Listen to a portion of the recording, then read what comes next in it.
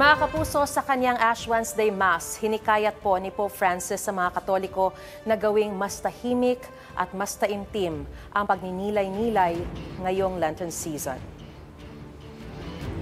Idinaos ng Santo Papa ang misa sa Basilica of Santa Sabina sa Roma.